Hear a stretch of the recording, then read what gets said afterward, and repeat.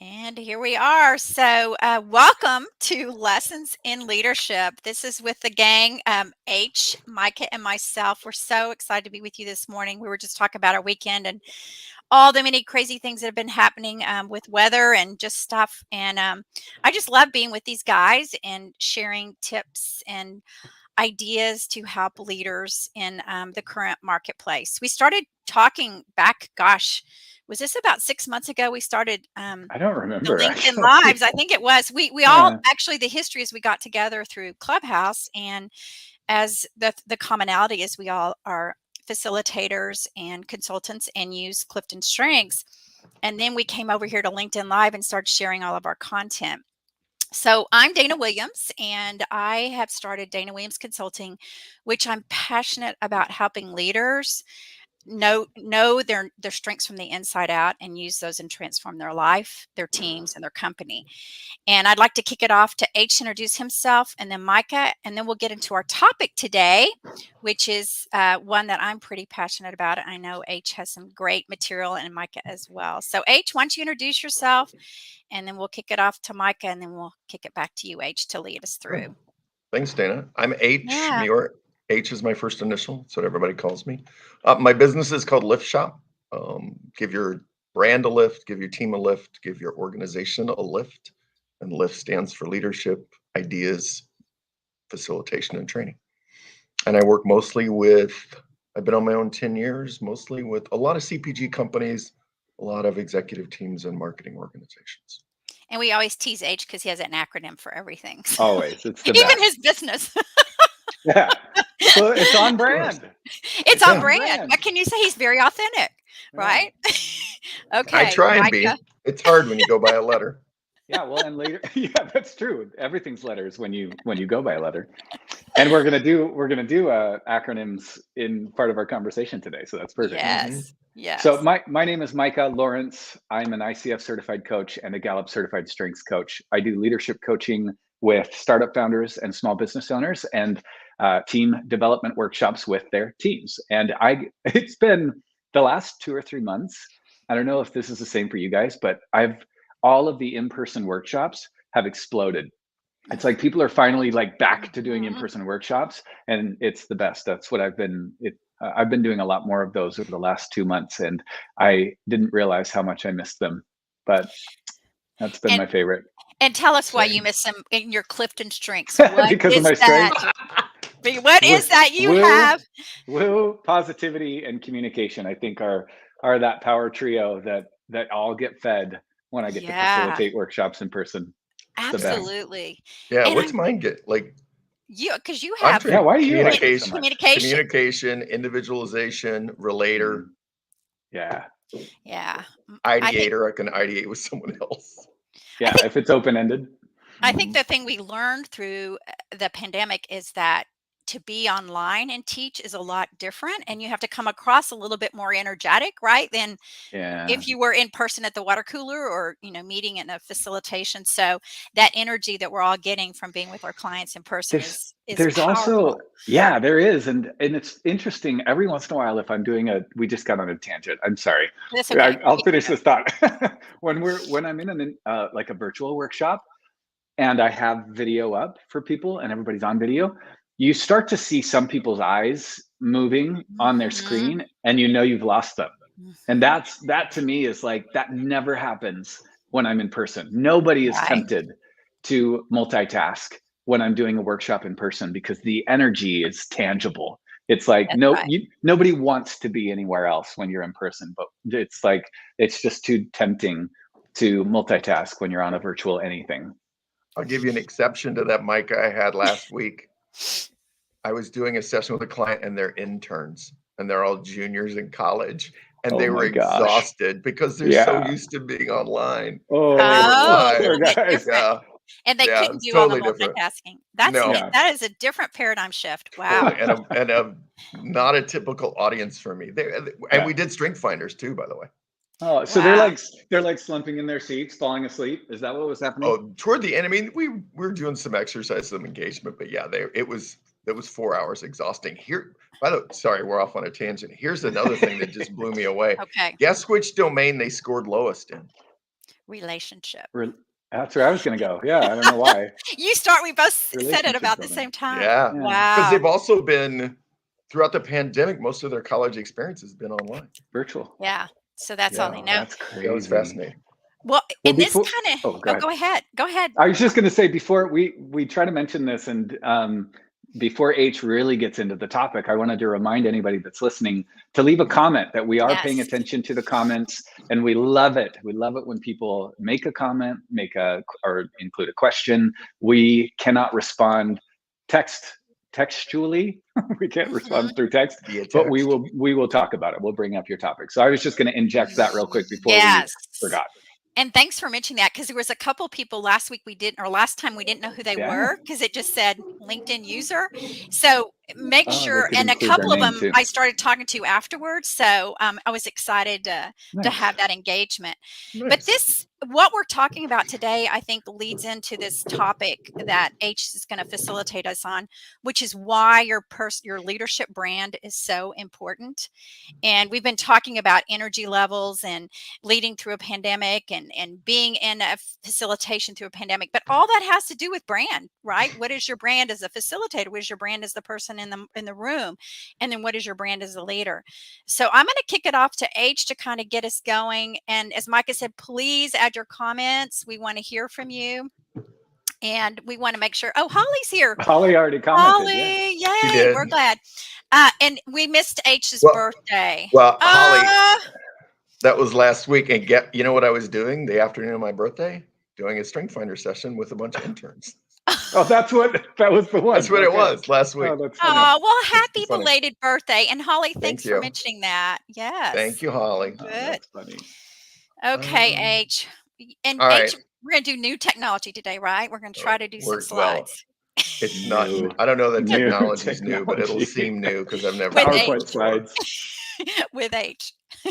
I am going to share my screen for a bit. I may pop in and out. So we're talking about leadership brand. Can you all see my screen? And I'll make it bigger. There we go. And I've been I love to do these type of sessions. I do them every year I have one that's every year I do it for a University of Wisconsin extension for people that go through it's kind of the end of their training. And so I've done it every year for probably 15 years. They keep inviting me back.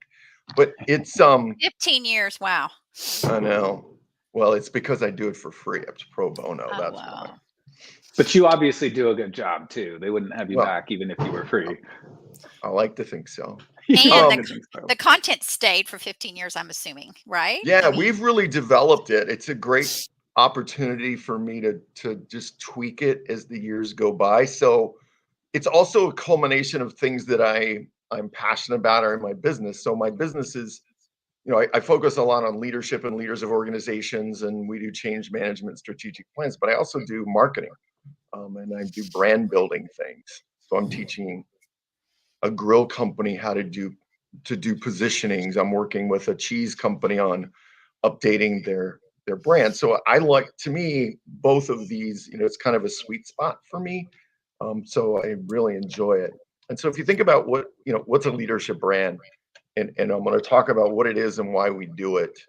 And we have to start with first, what's a brand, right? A brand is essentially words you want people to use in describing you.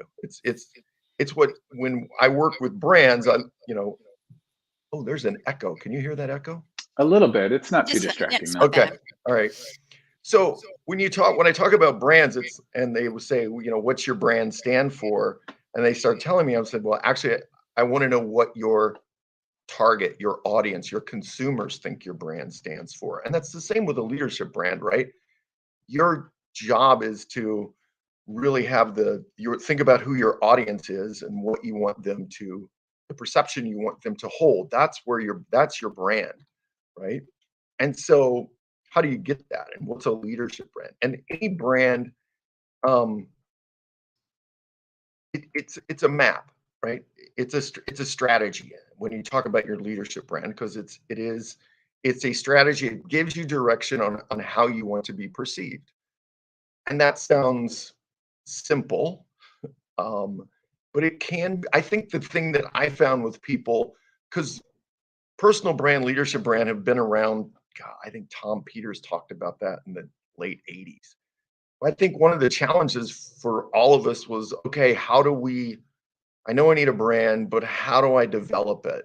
And we're going to talk about that, but I want to start here and talk about why is a leadership brand important. Well, and now And let me add, I want to add Yeah, real quick, H, go just for it. the way that you just said, it's simple in concept, but what makes it complicated, I heard from a mentor of mine years ago, who was the chief brand officer of the company I was working for at the time, and he made this distinction that he said there's a very big difference, clear distinction between your reputation and your brand, and a lot of people use those interchangeably. But your brand is what you have control over. Your reputation is in the eyes of your customer or the Yeah. people that you're trying to influence. And so you, like you just said, it's how your brand is how you want other people to perceive you, but it's not always connected to how they actually perceive you. And that's what makes it difficult. You can create whatever brand you want or think that you are a gracious leader and everybody loves you and that's your brand. And then when we go do a 360 for you, that's not your reputation at all. And so making that connection can be a part of what makes leadership branding so challenging. And that's in the marketing world, we call it, reputation. It's equity, right? What is the equity you hold in the heart and minds of your target, right? Yep. And it's the same for the people that you work with and the people that are, that work for you.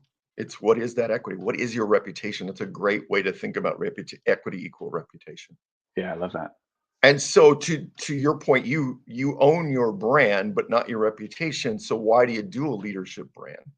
One, to give you clarity, right? I think too often when we think about our brand and we're trying to position ourselves in front of a potential target, whether that target is peers, people who are have more seniority or experience than us, our superior, our supervisor, or people that work for us, too often we wing it when it comes to talking about who we are and what we stand for. And so taking a strategic approach by building a leadership brand, right? It should give you confidence. And confidence, as we've talked about from a leadership standpoint, is a differentiator. Because most people are competent, most people are hired, they can do the job. Most people are committed, they want to do good work, they want to be good leaders. Are you confident? Do you actually believe you are the leader that you want to be, or that you want to project or create that reputation? And so that's part of we do a leadership brand because it is strategic. And I always tell folks when I do strategies, the hardest thing is you have to make decisions. You have to make choices. You can't be all things to all people. Brands can't and leaders can't. Yeah. And so that clarity is really saying, what do I stand for in the hearts and minds of the people that I lead?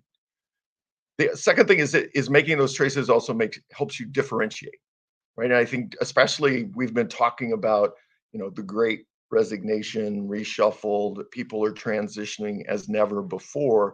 I think being clear about your leadership brand when you're applying for work and you're interviewing, but also when you're new in the position as a leader, is to be able to articulate. You've got the clarity. It's also you can say, hey, here's how, like your predecessor, here's how I'm like and different from my predecessor, and what does that mean? Because the one thing, we always talk in marketing that the shelf is cluttered. And I worked in beer, and there's probably no other segment as cluttered as beer is right now. How do you stand out? Yeah. How do you at shelf, right? And it's kind of like the same thing with your leadership brand. How do I stand out in the moment with potential targets? I can't see if you all are going to jump in. I think one of the things that I'm thinking about, and I'm guessing you're going to get there, is how do you be authentically yourself? And I think that's the key, because when you feel good inside about who you are on the outside, then everything's just jiving. But don't try to. Yeah, that's where I'm going. So you're jumping ahead. Put your futuristic down. I'll put my futuristic down. But that's what I'm interesting. That is interesting to think about the fact that, like, to me, that's a given.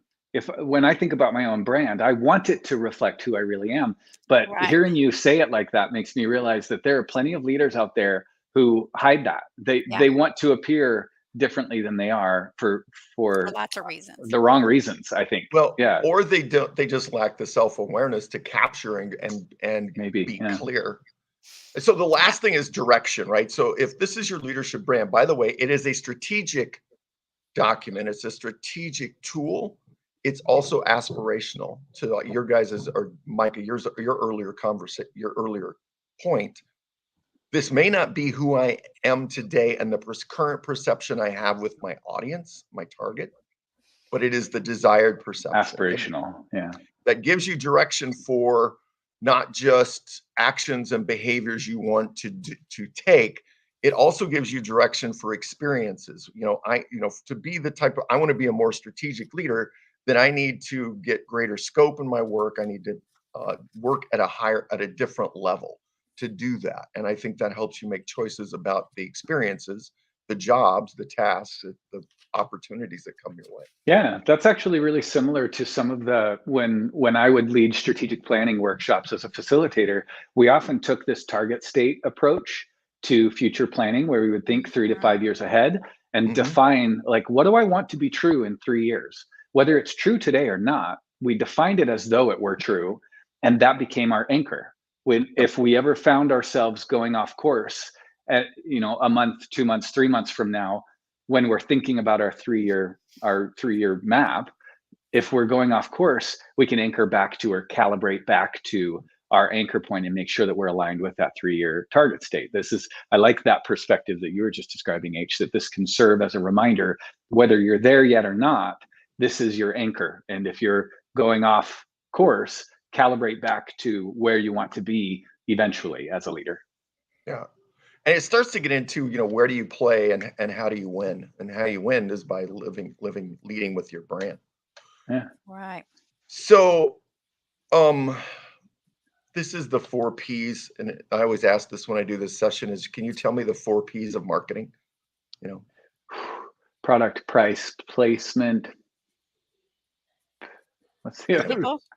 It's the last one everybody misses. Promotion. The first 3 just shoot up. Promotion. Yeah, first 3, promotion, right? So I do the 4 P's, and yes, I know there are 5. I teased out positioning, which I use sometimes and sometimes I don't, because it's inherent in pitch and summary. So these are the 4 Your P's. slides didn't move for me. They didn't move. I'm still seeing I'm still seeing the first slide. Yeah. Which one are you seeing? We're just seeing the first one, which says leadership brand. Oh, maybe if we close them out and let him share. Wow, again. I've been like, I'm on. Okay, now there we go. Yeah, there you go. Whatever you just did, moved up. Yep. Oh, I just got out of slide mode. Can you can Okay. see why a leadership brand? Yeah. Oh wow, so you've missed all these slides I had? Yes. Yep. Yeah, we did. Awesome. We did. Hey, we should ask we Holly didn't if even she notice. can see my slides. Yeah, Holly, can you Yeah, see right? this? We'll see the why a leadership brand slide. Oh my God, I've got all this PowerPoint. Okay, so maybe go back to 4 P's and then I'm gonna do 4 start Ps. there. We did that. Yep. So it's, I always talk about your power, your purpose, your pitch, and your platform. I included positioning because depending on how much time I spend, the positioning is essentially your communication strategy, and how you want to articulate that. So let me see. Can you guys see this matrix? Yeah, Holly, Yes. we're seeing the same thing. He's not in presentation mode. He's showing. No, when I go to presentation, it wasn't clicking. That's what messed it up. Yeah. So that's weird. So I'm just gonna. This will work. I'll walk through here and then we'll leave. So one of the things, to your point, Dana, about being authentic. Yes. And by the way, I hate that word when people say, what do you stand for? I'm authentic. Because it's kind of like, I'm going to digress for 2 minutes. Being single and being on dating profiles, right? One of the rules I use is, if the opposite is universally true, then you're not saying anything. Right. What leader, what brand says every brand would say I'm authentic, just as no leader would say I'm not authentic. That's You're right. not saying anything. It's table stakes, not worth mentioning. Yeah. Right. And it's overused, by the way. It's probably, it's up there with being innovative. It's just way Yeah. overused. So, but to be authentic, but we can use it as criteria, right? So, which is essentially saying, does your brand, it's kind of the reputation, is it true to who people think you are? Mhm. And in this case, I always talk about the first P is your power source. Your brand should be anchored in your power source. That is what will make you authentic. What is your power source? It's first and foremost your strengths, right? Because that's going to give you energy. And that's also going to come across, and this is the key, consistently. But it's not just your strengths, because you could say, like we were talking, Mike and I both have communication. Dana and I share several strengths, but we come across differently because we Right. have different personalities. But two people could have the exact same top 5 strengths, the exact same top 34, 1 through 34. If one is an introvert and one is an extrovert, your experience is going to be very different. And so we talk about personality, and then we talk about your passions, right? Because let's say your top strengths and your Myers-Briggs or whatever personality thing you want to do align, but you have different beliefs, what's important to you.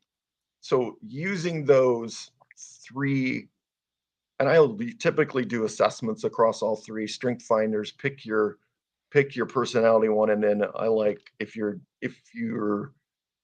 not used to, or you need some kind of construct to articulate what's important to you, your values, Martin Seligman's MVI, which is free. It's intense. It's like 200 questions, but you can use that to give you language to talk about what's important to you from a value standpoint.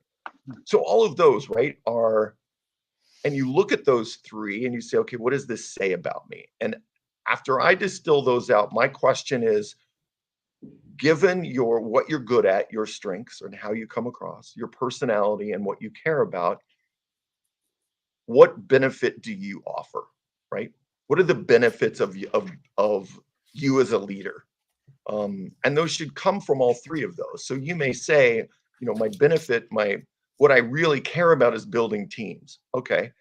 How do you do that with your strengths? Well, I do that. I'm really strong in relationship building. Okay. So your strength is in building teams and building relationships. What's your personality? And your personality is you're an I, but you're a high N, just to use Myers-Briggs. So you're introverted and you're high intuitive. So you're behind the scenes, really creative ways to build relationships to foster team development. Now you start to say that's what you're, okay. Now you've combined all 3 of those, and you start to say what benefit you offer as a team builder, and we list all your benefits. And then the thing that I do this with brands, I do this with organizations, and I do it with leaders. I want you to prioritize your benefits that you offer to your potential target audience into good, better, best. Good is table stakes. You're not going to invest a lot of time in it. You're going to be equal to your peer set. Better is you're better at 1 or 2 things than your peer set. And best is your superpower. It is the one benefit that you deliver consistently that separates you from everybody. I love that. And I love that you use the word assets in this too. Your strengths, personality, passions, those are your assets. And just like you said, different people with different strengths show up in different ways based on their passions, their beliefs, even their life experience, their work experience. That is, if you're not leveraging your assets to their full potential, you won't reach your full potential. I think that's such a great word. Yeah. I think part of this, and I don't know, I want to be ahead of you, H, because I find myself ahead of you. But finding that uniqueness that you have, and it comes down to so many things that you just mentioned. But I also think, what are you passionate about? What are causes you're interested in? What are things, and those come out in your personal brand. Whether, But that's where the whatever it is. passions is. Yeah, that's where right?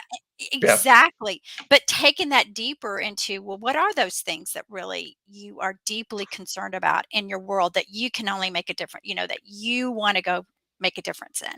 But I think that's the point of all 3, Dana, is if all 3 of us said we're deeply interested in, we are in team development. Right. But we differentiate it because how we leverage our strengths and even our personalities. Mm-hmm.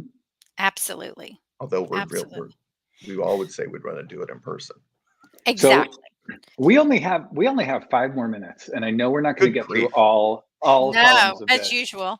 But I do, and I do want your opinion about this, H, because something you said just made me think of this from a perspective that I think is helpful, but it might also be considered positioning. So maybe we save this for another time if we talk about positioning later. But I was thinking about the fact that when you know your brand and you communicate, like defining your brand is kind of the first step, but then communicating it so that others know your brand or that you live your brand is a whole nother animal. But if you know your brand, you've defined it well, it's aligned with your strengths, your passions, your personality. What that seems to do is almost like attract more of the work that aligns with your strengths, passions, and personality, because if you're living your brand and that's consistent, people know to expect those things from you and they come to you with more of that kind of work. So it's almost like you're setting yourself up for being in a position to succeed and be exposed to more of the work that's aligned with your strengths, passions, and interests, and personality. So it's almost like manifesting, if you will. By putting it out there and living my brand, I'm attracting more of what I Yes. want in my life that's aligned with the things that are important to me. That could be positioning. I'll flip it. Here's what I consider positioning. Okay. Because you've defined your brand and what's important to you, you've made choices and what you're best at, and that leads to your purpose. Yeah. Then you are intentional about living your brand. And because you're intentional about it, you will prioritize things that align with your brand as opposed to things that don't. Yeah. And then that starts to manifest, right? Yeah. Because people trust that. They all contribute. Yes. Every one of these. I think the point is it can happen by chance. This makes it happen faster, intentionally, and more consistently, because that's it, right? People living your brand, trust is about consistency over time from a brand standpoint. We trust some of the, name a brand, and I trust FedEx, if their old tagline that absolutely positively get right. I trust that. Yeah. This is horrible. Because they've proven it. Yes. Mitchum is my deodorant. It's been my deodorant for 30 years. I trust it. It's consistency because over it's time. consistent over time. Yeah. I think the thing is we can learn what is consistent over time for us through experience, trial and error, or we can be strategic about it, which is what the leadership brand does. Oh, I love that. So there's so much, boy, that you shared with us today, H. I think there's, as Micah said, I think we can continue this on because we didn't even make a dent today in your personal brand. But the things on my mind are, once you know what you're made of, your purpose and your passion on that, building that mission statement for yourself, so that becomes your North Star, so that becomes the thing that you, as you were talking about, that you say yes and no to things based on what that is. That's the next P. That's your purpose. Yeah. And so I think making sure that people understand that, because there's so many people who do not know their mission. But I even think before all that is, where does the audit come in? Where does the audit come in of your personal brand? And where would you recommend people do that? Because I think that's important as they're building this. It starts with your power, right? That's part of the audit is, what are my strengths? What's my personality? And because it's almost like I do what are my strengths first. That's your core. What do I care about? And then personality, because that's more it's inside out. That's the first audit. You have to do the assessment of who you are, what do you care about, and how do you come across? And in terms of your strengths and your personality. Start the assessment there. On the other side, then the audit is, we say this every time we do Strength Finders. It's a self-assessment. You've just done a self-audit. Now go ask people you work with and your friends and family, this is what I think I'm best at, what I'm better at, right? And see if that manifests itself. I think that's great. And one of the things we used to do is we get people and pair them up with a mentor and ask them to give the mentor 5 people that they can ask questions to, 3 or 4 questions about that person, like, you know, what are the things they're really good at? What are some areas of opportunity? And then you get that mentor gets all that, doesn't share the names, and gives that feedback to this person as they're developing their personal brand. And then that helps them do an audit with a partner, with an accountability partner, which I think is very powerful when you're going through this process. So there's so many different opportunities here. But I'll yeah. give you a quick exercise I do in sessions. So before I even get the strength finder and we're doing the session, I have them pair up. And I just say, one of you the A and one of you the B, right? And they do that. And I'll say, all right, A is talk for 2 minutes about who you are as a leader. What are your gifts, talents, and strengths? Go. And then we'll switch, right? And then I get a piece of paper and I say, all right, I want you to write down one word that leader that they stood for in that conversation. I have them fold it down. And then we go through all these exercises and we'll look and we do that parent share as they progress. They know their power, they know their purpose, they know their pitch. And at the end of it, we start to see the progression as they do the parent shares. People keep writing the one word or the one sentence. But it's other people are writing about you. Yes, other people are writing about you. And then you progress it through it so you can see where you started and where you end, because you hide it every time, right? You just fold it over anyway. Yeah, I love that That's fun. love that. Yeah, that's great. We have one question from Holly. She missed the 200 question assessment. Yep. So. It's Martin Seligman recommended his books, by the way. Flourish is one of his books. He's one of the fathers of positive psychology. He's at Wharton. He has a thing called MVI. I can't remember what it is. It's some kind of index. Google MVI, and then it may be MVI assessment. And it essentially says, you know, you take it and it gives you, I think there's 24, some maybe more than that, values. Like, is your value community, or is your value harmony? Is your value, and it's an interesting construct that about understanding what you value. Love that. Love it. It's a tool. Wow. Well, H, thanks. I think we've got a lot more to talk about our next session. So we will continue this.